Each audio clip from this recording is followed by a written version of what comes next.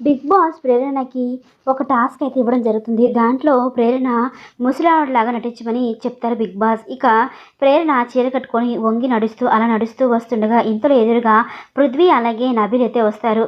బామ్మగారు బాగున్నారా అంటూ నబీల్ అయితే కాలికి దండం పెట్టుకోవడంతో బాగున్నానరా బడవా అంటూ ఉంటుంది ప్రేరణ. ఇక పృథ్వీ కూడా దండం పెట్టుకుంటూ ఉంటాడు ప్రేరణకి.